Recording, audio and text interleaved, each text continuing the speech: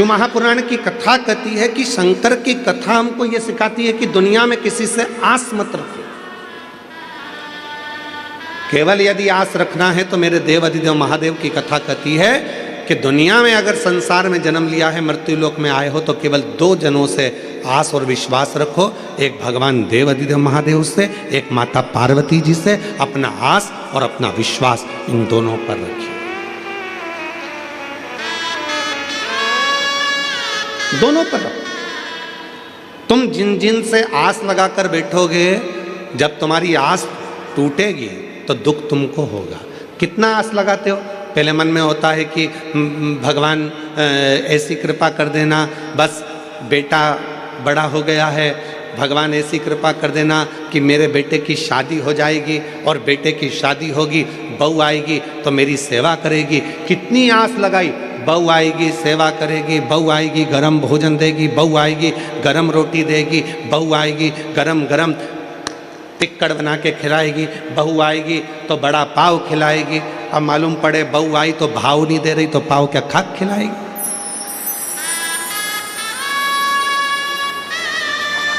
आस टूटा,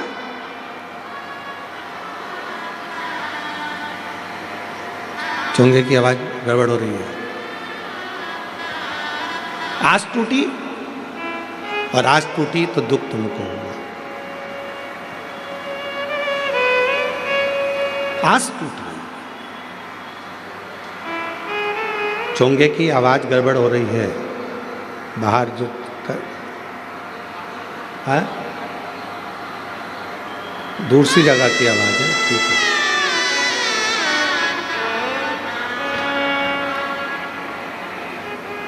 फिर आस लगाई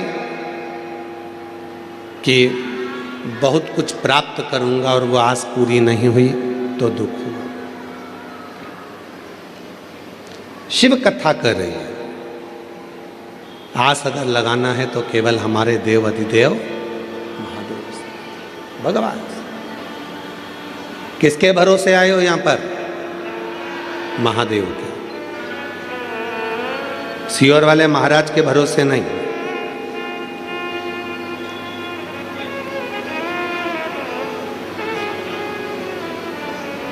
किसके भरोसे? देव अधिदेव महादेव के भरोसे।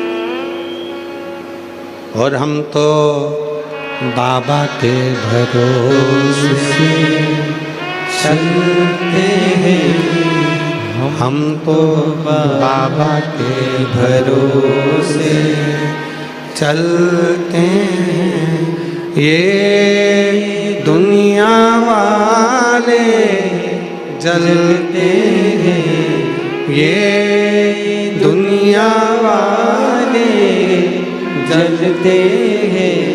डमरू वाले के भरोसे चलते हैं, काशी वाले के भरोसे चलते हैं, सीहोर वाले के भरोसे चलते हैं, सीहोर वाले के भरोसे चलते हैं। हम तो बाबा के भरोसे चलते हैं, काशी वाले के भरोसे चलते हैं। किसी दूसरे के भरोसे नहीं, किसी दूसरे के आश्रित होकर नहीं, अपने शिव के आश्रित होकर चल। मन की मुस्कान और चेहरे की मुस्कान दोनों बहुत जरूरी है, बहुत जरूरी। आज के समय में अगर परिवार टूट रहा है तो उसका केवल एक कारण है कि हमारे परिवार में चेहरे की मुस्कुराहट चली गई है।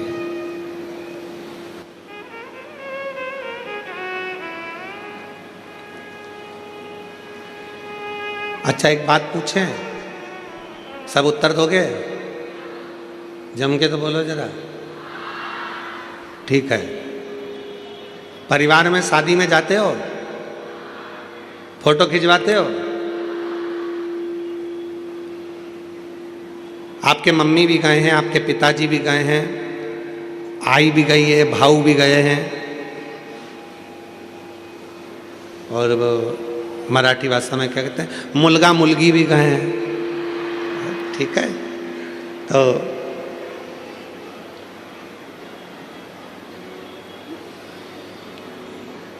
गुजराती भाषा में कहते हैं डिगरा डिकरी भी गए। ठीक है, तो सब गए, बहुएं भी गई है, बच्चे भी गए हैं, पिता माता पत्नी पति सब गए, पोता पोती सब गए। अब परिवार वालों ने कहा नहीं नहीं साहब, जीजी स्टेज पे आओ, फोटो खिंचवाओ। जीजी ने कहा ठीक है, जीजा जी को बुलाओ। जीजा जी आए तो उन्होंने कहा मेरे दोनों तीनों लड़का उनको बुलाओ। लड़के आए तो उन्होंने कहा मेरी पत्नियों को बुलाओ। पत्नी आई तो क्या हमारे बच्चों को बुलाओ। पूरा परिवार जब एक साथ शादी के स्टेज पर फोटो खिंचवाता है, इतना सुंदर फोटो आता है, तो तुम उसको घर की दीवार पे लगाते हो कि हमारा इतना अच्छा फोटो आया था शादी में। पूरा परिवार, मेरी लड़कियां, मेरे दामाद, मेरे बेटे, मेरी बहुएं, मेरे पोते, मेरी पोती, मेरे नाती, मेरे पंती, सब उस फोटो में दिख रहे हैं।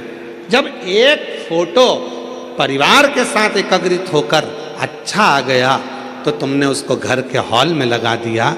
जरा विचार करिए कि महीने में 15 दिन में जब पूरा परिवार एक जगह बैठकर भोजन करेगा, तो तुम्हारी जिंदगी कितनी सार्थक हो सकती है, कितनी सार्थक हो सकती है।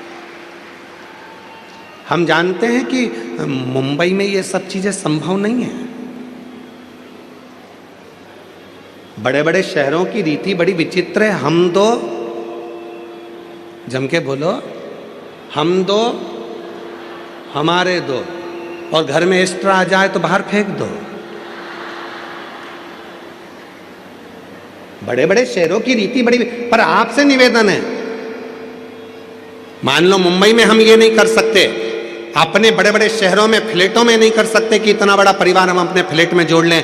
छोटा सा तो अपना घर है, उसमें इतने सारे लोगों को कैसे रखें। तो निवेदन है, जब गांव जाया करो, अपने गांव में जाते हो, अपने शहर में से जब अपने परिवार में जाते हो, तो प्रयास करा करो जितने दिन अपने परिवार के साथ में रहो, उतने दिन बड़े प्रसन्नता के साथ, स्माइल के साथ, स्नेह के साथ, सबके साथ बैठकर भोजन करा करो। कम से कम आपस का प्रेम बढ़ेगा, तो वो जिंदगी में सार्थकता उत्पन्न करेगा। प्रेम बढ़ा। आज के समय में धन की कमी नहीं है, आज के समय में व्यापार की कमी नहीं है, आज के समय में काम की कमी नहीं है, आज के समय में कोई प्रॉपर्टी की कमी नहीं है। आज के समय में सबके पास धन है, वैभव है, प्रतिष्ठा है, मकान है, बंगला है, फ्लैट है, जमीन है, जायदाद, सबके पास। और नहीं है तो लोन वाले तुम्हारे पीछे पीछे घूमकर हाथ जोड़ कर कहते हैं लोन ले लो।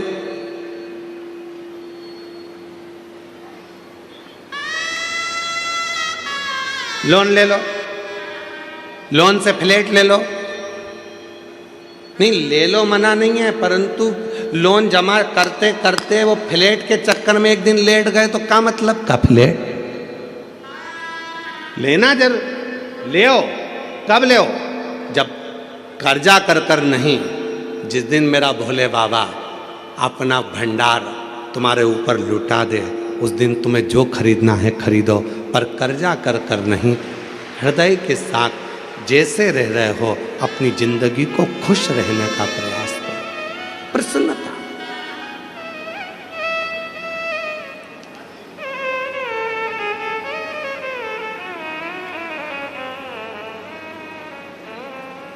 शिव कथा कर रही है।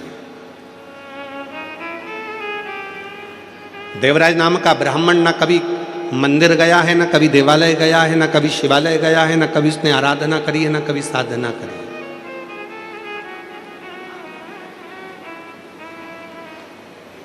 कभी कभी जिंदगी का ऐसा संशय उत्पन्न हो जाता है, उस संशय में हम घिरते चले जाते हैं।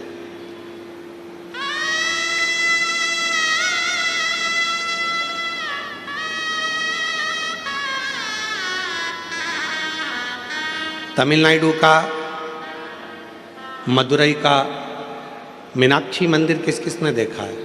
कौन कौन गया है दर्शन करने के लिए? हाथ उठाओ जरा। रख लो, बहुत सारे लोग गए, रखो। आप भी गए तो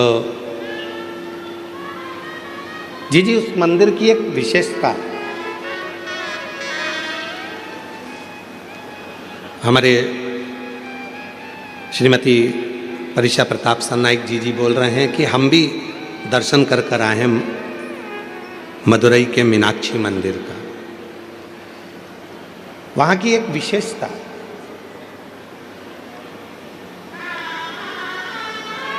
कभी आप लोगों ने ज्ञात करा कि उस मंदिर का निर्माण कैसे हो गया? कैसे मीनाक्षी देवी कौन है आखिर?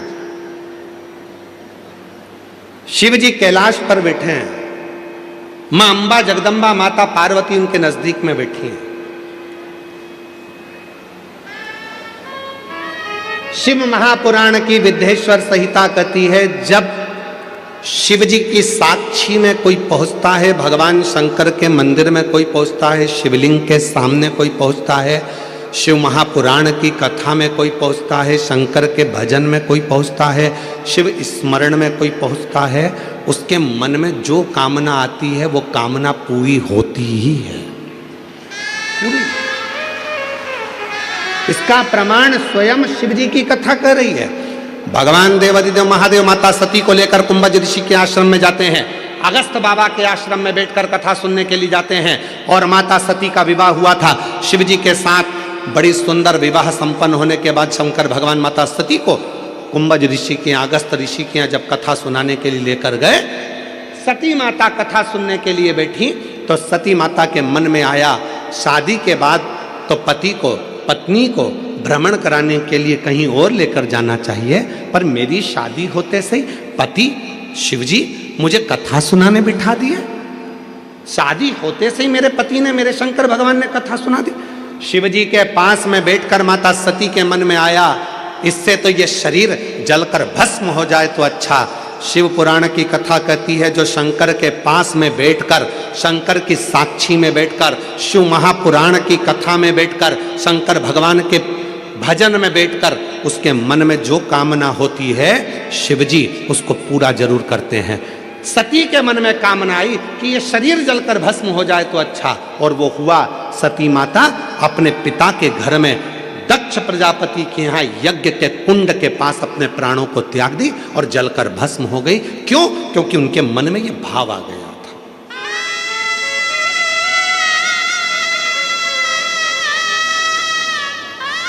इसलिए मेरी मुंबई की जीजियों और मेरे मुंबई के जीजाओं, मेरी बेटियों बेटाओं, मेरी बुजुर्ग माँ बाप, एक बात का स्मरण अपने अंदर रखना, यदि कथा सुनने के लिए बैठे हो तो तुम जो अपने लिए अच्छा चाहते हो वो परमात्मा से मांगना, दूसरे की बुराई मत करना। भीतर से यह मत सोचना कि ये पड़ोसन ने मुझे बैठने की जगह नहीं दी, इसको तो कोनी मार के जाऊंगी। विचार नहीं करना, विचार ना करना। वायलेंटरों ने रोक दिया, आपको कार्यकर्ताओं ने रोक दिया, यहाँ से मत जा, वहाँ से मत जा, और मालूम पड़े सिर पे पल्लू लेके मन में सोच लिया बाद में देखूंगी तुझे, रुक जा बाद में। और मन में अब तुम 5 दिन तो कथा के मिले, केवल 5 दिन कथा के मिले।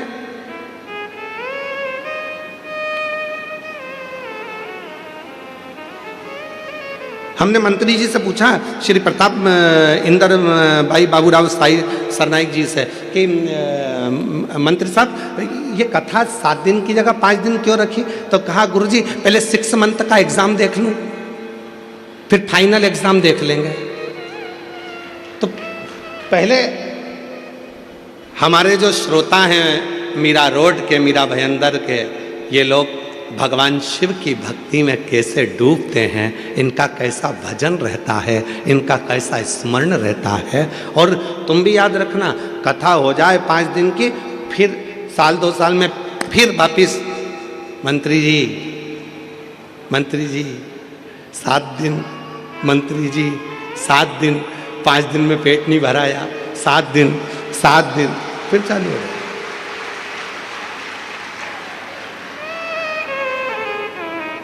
छोड़ना मत ही, इनको भी पकड़ के रखना। 7 दिन, 2 साल में, 4 साल में, 5 साल में, 6 साल में, 7 साल में लगे रहे मंत्री।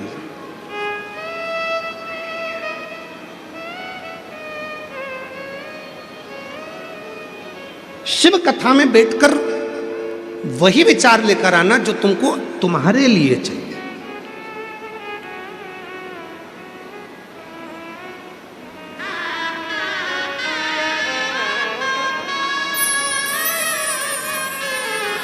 वो विचार, गलत विचार लेकर ही मत आना।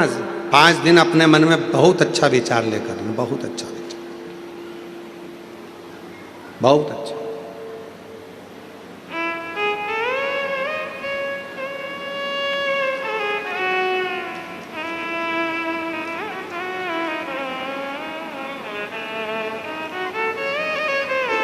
पार्वती जी बैठी थी शिव जी के पास में। पार्वती जी ने शंकर जी के विग्रह को देखा तो उनके 3 नेत्र हैं, हाथ में त्रिशूल है, मस्तक पर त्रिपुंड है।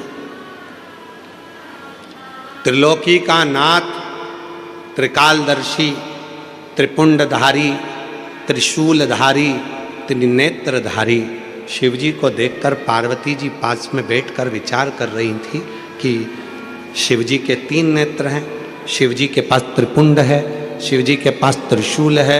लोग इनको त्रिकालदर्शी कहते हैं, लोग इनको त्रिलोकी का नाथ कहते हैं। 3 पत्ती की बेलपत्र शिव को प्रिय है, त्रिशूल शिव को प्रिय है, त्रिपुंड शिव को प्रिय है। तो पार्वती जी के मन में आया कि ये सब चीजें शिवजी को त्रिगुणाकार सृष्टि में त्रिपुंडधारी त्रिलोकी के नाथ भगवान भोलेनाथ को ये सब 3 में अच्छा लगता है। पार्वती जी के मन में भाव आया कि मेरी जिंदगी में ये त्रिगुणाकार स्वरूप में 3 का कोई क्रम नहीं हुआ, मेरे जीवन में ये 3 का कोई क्रम नहीं हुआ। पार्वती मैया मौन हो गई। थोड़ी देर बाद शंकर भगवान ठहाका लगाकर हंसने लगे, खूब तेज हंसे भगवान भोलेनाथ, खूब। पार्वती जी का ध्यान गया तो पार्वती जी ने पूछा तुम मुस्कुरा क्यों रहे हो, हंस क्यों रहे हो, तुम्हारे हंसने का कारण क्या है?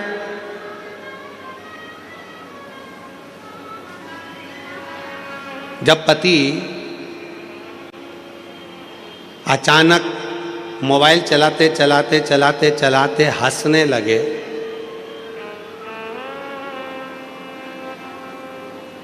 तो पत्नी को भी चिंता लगने लगती है कि आखिर हंस क्यों रहे। कई बार शादी में, पार्टी में इसी बात की लड़ाई हो जाती है पति पत्नी में। तुम घर में रहते हो तो तुम्हारा मुंह 24 घंटे ऐसा उतरा रहता पूछो मत, और शादी में तो ऐसे मुस्कुरा रहे थे, पार्टी में तो ऐसे हंस रहे थे, मुझे देखकर कर्फ्यू लग जाता है। पति बोला ऐसी कोई बात नहीं, ऐसी कोई बात नहीं।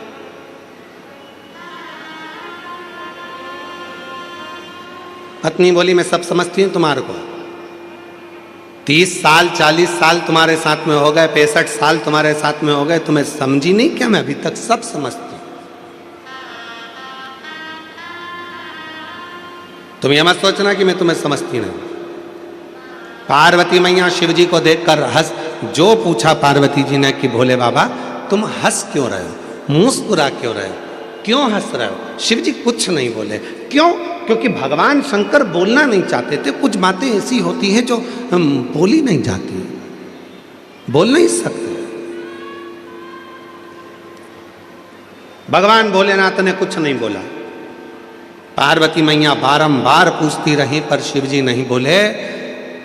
4 दिन निकल गए, 5 दिन निकल गए, तब पार्वती जी ने आज चरण पकड़ लिया भोलेनाथ जी का कि अब तो तुम्हें बताना पड़ेगा कि तुम इतने हंस क्यों रहे थे। जब मैं तुम्हारे पास में बैठी थी तो तुम्हारे हंसने का कारण क्या था? शिव जी ने कहा पार्वती तेरे मन में एक भाव आ गया था मेरे त्रिपुंड को देखकर, त्रिशूल को देखकर, 3 नेत्र को देखकर, त्रिगुणाकार सृष्टि को देखकर, त्रिलोकी के नाथ को देखकर तेरे मन में एक भाव आ गया था कि मैं भी कोई 3 रूप का सुख तो देखूं। पार्वती, अब तुझे उस स्वरूप को धारण करना पड़ेगा जो तेरे मन में भाव उत्पन्न। अभी कथा में कहा शिव जी की कथा में बैठना या शंकर जी के मंदिर में 1 लोटा जल चढ़ाने जाना या शिव जी के मंदिर में बैठकर भगवत भजन करना या शंकर भगवान की शिव महापुराण की कथा में बैठकर कथा श्रवण करना, तो अपने मन में अच्छा भाव लेकर आना। कोई ऐसा भाव लेकर मत आना कि तुम्हारे जीवन के लिए वो तकलीफदायक। अच्छा सोचिए, अच्छा विचार करिए।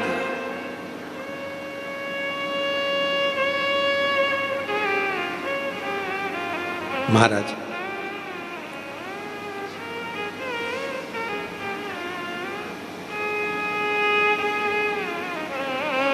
और मांगा है भोलेनाथ से वरदान एक ही, मांगा है भोलेनाथ से वरदान एक ही, मांगा है भोलेनाथ से वरदान एक ही, मांगा है भोलेनाथ से वरदान एक ही, तेरी कृपा बनी रहे जब तक है जिंदगी, तेरी कृपा बनी रहे जब तक है जिंदगी। आप भी बोलो, मांगा है भोलेनाथ से वरदान एक ही। और तुम तो चुप हो, इनकी आवाज मुझे आना चाहिए। बोलो बोलो, मांगा वरदान। देखो सबको बोलना, अड़ोसन, हमारे यहाँ कहते सीधे हाथ वाली को अड़ोसन, उल्टे हाथ वाली को पड़ोसन, पीछे वाली को धड़ोसन। इसलिए निवेदन, अड़ोसन, पड़ोसन, धड़ोसन सब बोलो। मांगा वरदान एक ही, मांगा है भोलेनाथ। बहुत बढ़िया। तेरी कृपा बनी रहे जब तक है जिंदगी, तेरी कृपा जब तक है जिंदगी, मांगा है भोलेनाथ से वरदान। बहुत जोरदार, नजर उतरवा लेना घर जाके अच्छे से हो। बहुत जोरदार गाए हो आप लोग साथ में, बहुत बढ़िया। अब सिद्ध हो गया कि तुम मीरा भयंदर में रहते हो। अब सिद्ध हुआ है, क्योंकि हमारी मीरा माँ मीराबाई जब गाती थी तो भगवान द्वारका नाथ प्रसन्न हो जाते थे, और मीरा भयंदर वाले जब गाते हैं तो भोलेनाथ प्रसन्न हो जाते हैं, शिव प्रसन्न। अब लग गया कि मेरा भोले बाबा अपने मीरा भयंदर में आ गया। अब आ गया, फ्लाइट लैंड अब पहुंच गई है, बिल्कुल पक्का हो गया कि अब आ गई, निश्चित।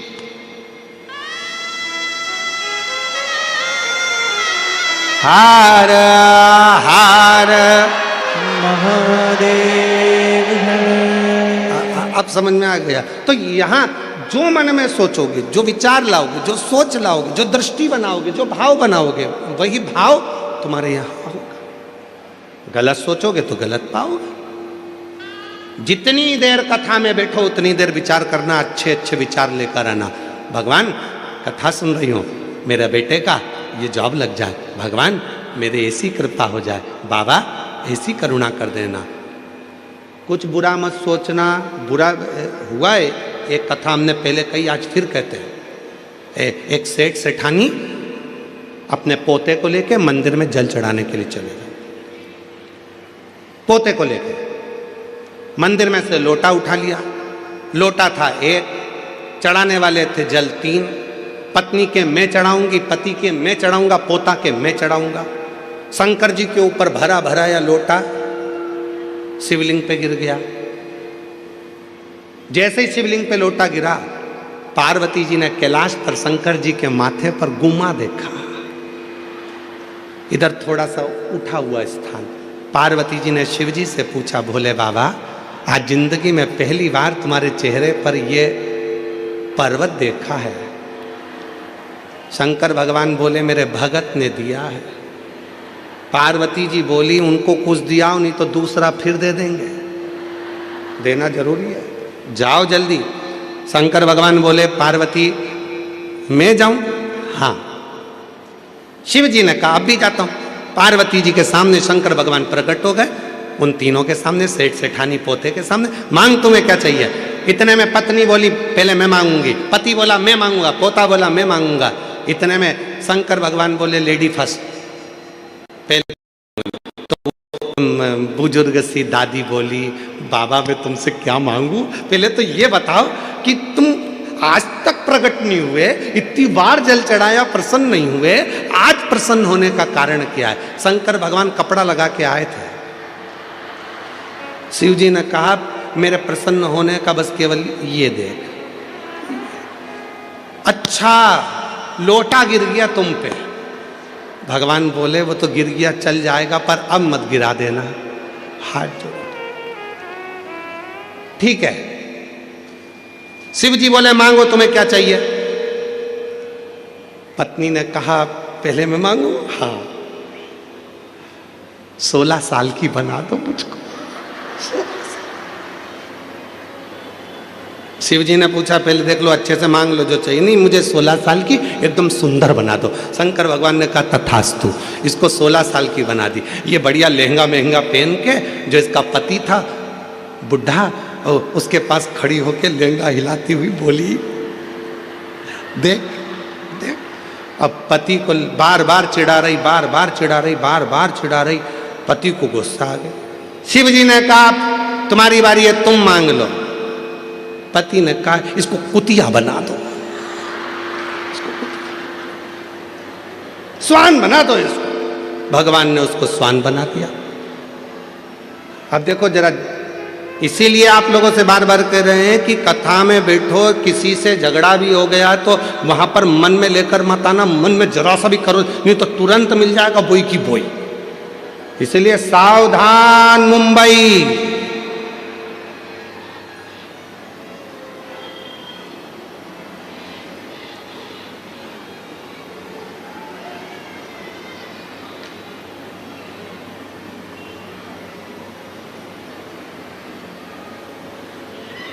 मांगना।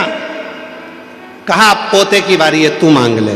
पोते ने हाथ जोड़कर कहा, भोले बाबा मेरे दादा मेरी दादी दोनों नादान हैं, ये समझ नहीं पाए, कृपा करो, ये जैसे थे इनको वैसा की वैसा ही बना दो, बस कृपा कर दीजिए, कृपा कर। जैसा परिवार।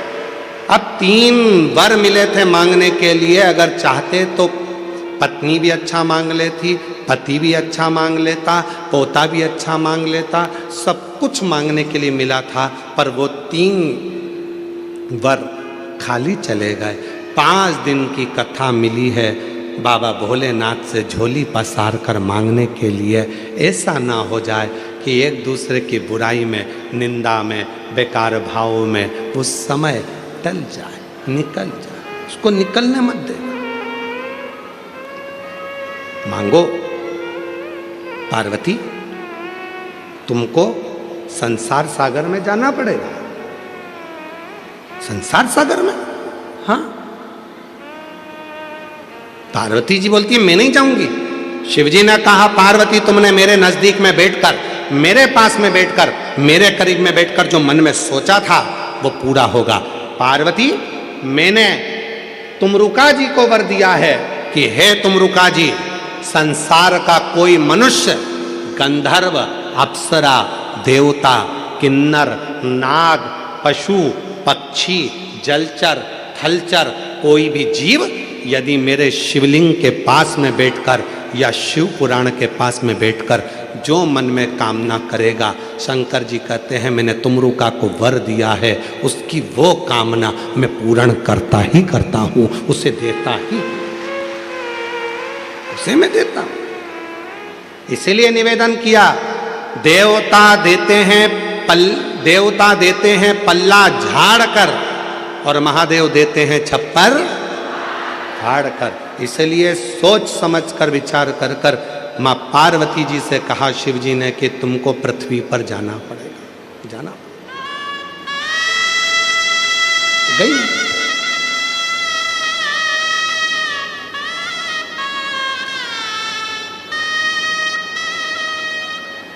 एक पांड्य देश में मलय ध्वज नाम के एक राजा हुआ, जिनके घर में संतान नहीं थी, औलाद नहीं थी।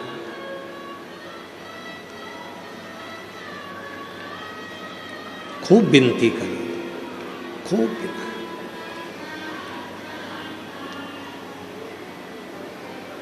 जब एक बार पांड्य देश के राजा मलय ध्वज ने शिव जी की आराधना करी तो वर मांगा कि मुझे मेरे घर में औलाद नहीं है, औलाद हो जाए, संतान हो जाए। एक बेटी ने जन्म लिया।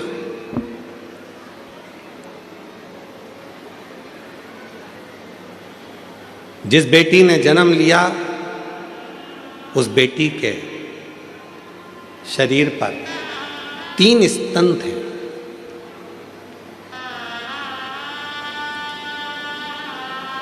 स्तन,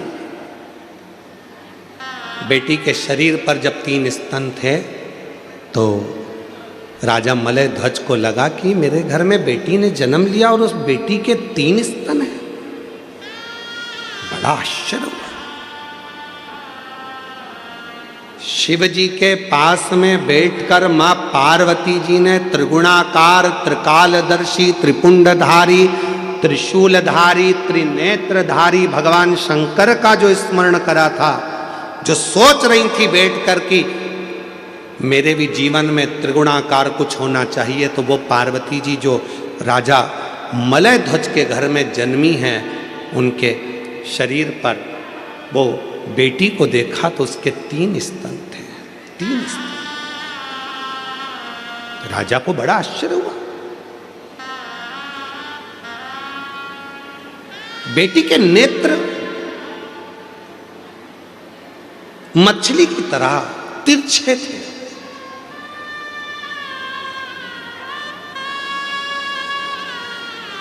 बड़े सुंदर नेत्र थे और वह कन्या इतनी सुंदर थी, इतनी सुंदर थी, इतनी सुंदर थी, जैसे ही पूरे नगर में बात हुई, पूरे नगर में सूचना हुई कि राजा मलय ध्वज के घर में एक बेटी ने जन्म लिया है, बड़ी सुंदर है, नेत्र मछली के आकृति के नेत्र हैं। संतों ने, ब्राह्मणों ने उस बेटी का स्वरूप देखकर उसका नाम रख दिया मीनाक्षी। क्या नाम रखा है? मीनाक्षी। बड़ा सुंदर मीनाक्षी। राजा के मन में यह बात बड़ी खलने लगी, बड़ी खलने। मेरे घर में बड़ी मुश्किल से तो एक बेटी ने जन्म लिया और बेटी ने जन्म लिया और बेटी ने जन्म लेने के बाद भी भगवान ने ऐसी बेटी को जन्म दिया जिसके 3 स्तन हैं। अब करूं तो करूं क्या? किसके साथ बेटी को ब्याहूंगा? और जिसके साथ बेटी को ब्याहूंगा तो वो क्या कहेगा कि राजा की लड़की के 3 स्तन? क्या क्या महाराज, तभी बहुत सारे संत साधु सन्यासी तपस्वी राजा के यहाँ आए हुए थे। एकाग्रित होकर सारे संत साधु सन्यासी तपस्वी साधक इकट्ठे होकर आए। एकाग्रित होकर जब राजा के यहाँ पहुंचे तो राजा ने अपनी बेटी को दिखाया कि ये मेरी बेटी है, इसका नाम मीनाक्षी है, बड़ी सुंदर है ये, आप भी देखो इसका स्वरूप कितना सुंदर है, पर मेरी बेटी का एक समझ में नहीं आता, उसके 3 स्तन हैं, करूं क्या। इतने में सारे संतों ने एक साथ कह दिया, तुम चिंता मत करो महाराज। क्यों चिंता करते हो? तुम्हारी बेटी मीनाक्षी पहली बार जिस दिन अपने पति के सामने जाएगी और जिस दिन इस मीनाक्षी को अपने पति का दर्शन होगा, पहली बार ये अपने पति के सम्मुख में जाएगी या पति को देखेगी, उसी समय पर इसका एक स्तन गिर जाएगा और जो 2 स्तन हैं केवल वही इसके शरीर पर रहेंगे। तुम चिंता मत करो, ये तुम्हारी बेटी साधारण नहीं है।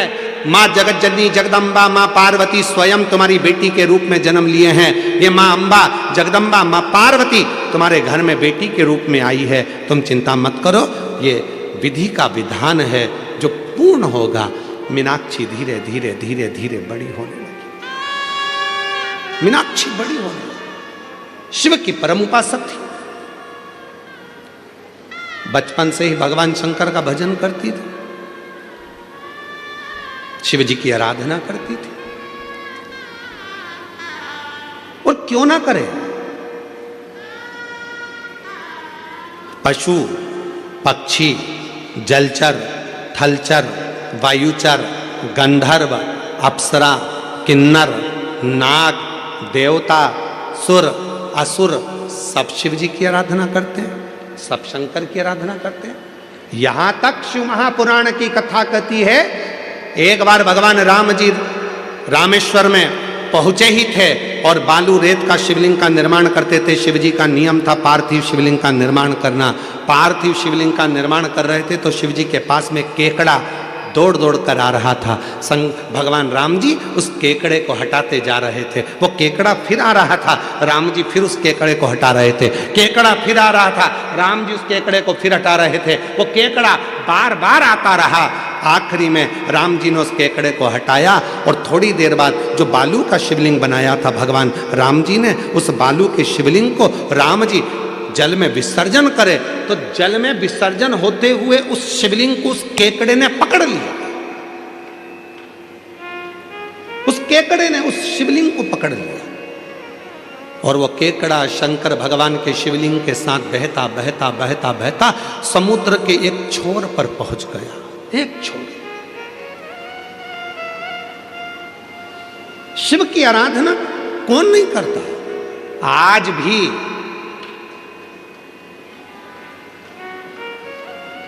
भारत की भूमि पर शंकर भगवान का एक मंदिर ऐसा है जिसकी आराधना केकड़ा करता है, और वो दूर नहीं है, तुम्हारे मुंबई के पास में है, सूरत में शिव जी का एक मंदिर है जहां पर शंकर भगवान के शिवलिंग के पास में केकड़ा आराधना करता है। दुनिया में दूसरे दूसरे प्रसाद चढ़ते होंगे, फूल चढ़ते होंगे, पर वहाँ भारत की भूमि पर एक मंदिर ऐसा शंकर का सूरत गुजरात में है जहाँ शंकर के शिवलिंग के पास केकड़े चढ़ाए जाते हैं। आज भी भारत की भूमि पर वो मंदिर, और मुझे उम्मीद है आप में से कोई ना कोई शायद उस मंदिर में गया होगा, और ना गए हो तो कभी उसको आप दर्शन करिएगा सूरत में जाकर, कभी उस मंदिर का स्मरण करिएगा। तो उस मंदिर का नाम भी हमारे स्मरण में था।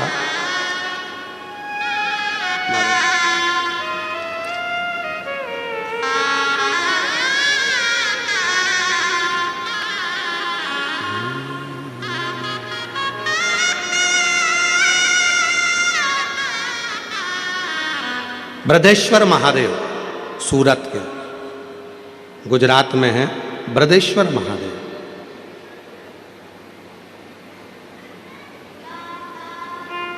जिनको रामनाथ शिव घेला भी कहते हैं, जो सूरत में विराजमान। शिव का एक मंदिर है ऐसा। जहां केकड़ा आराधना करता, पशु पक्षी आराधना करते, इसलिए शिव जी का नाम पशुपति नाथ होता है। कौन आराधना नहीं करता?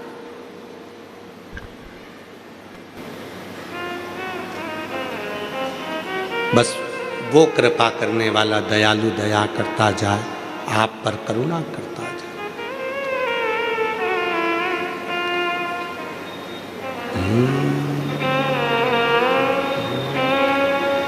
अब दया करो हे भोलेनाथ, मस्त रहूं तेरी मस्ती में। अब दया करो हे भोलेनाथ, मस्त रहूं तेरी मस्ती में। अब दया भोलेनाथ, मस्त रहूं तेरी मस्ती में। अब दया करो हे भोलेनाथ, मस्त रहूं तेरी मस्ती में। अब दया करो हे भोलेनाथ, मस्त रहूं तेरी मस्ती में। मेरे सिर पर रख दो अपना हाथ, मस्त रहूं तेरी मस्ती में। मेरे सिर पर रख दो अपना, मस्त रहूं तेरी मस्ती में। मेरे सिर पर रख दो अपना हाथ, मस्त रहूं तेरी मस्ती में। मेरे सिर पर रख दो अपना, मस्त रहूं तेरी मस्ती में। अब दया करो हे भोलेनाथ, मस्त रहूं तेरी मस्ती में। दया करो हे भोलेनाथ, मस्त रहूं तेरी मस्ती में। बड़े भाव से दोनों हाथों से ताली से बजाते हुए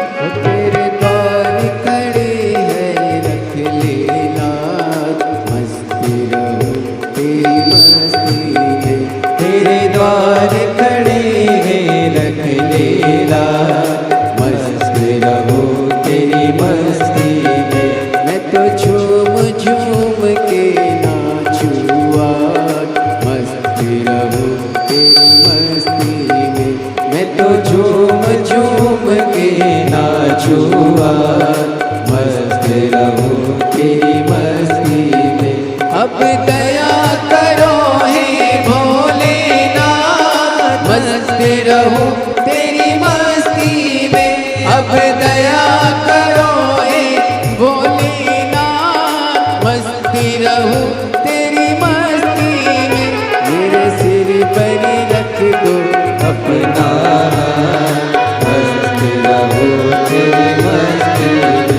मेरे सिर पर रख दो अपना, मस्त रहूं तेरी मस्ती में। अब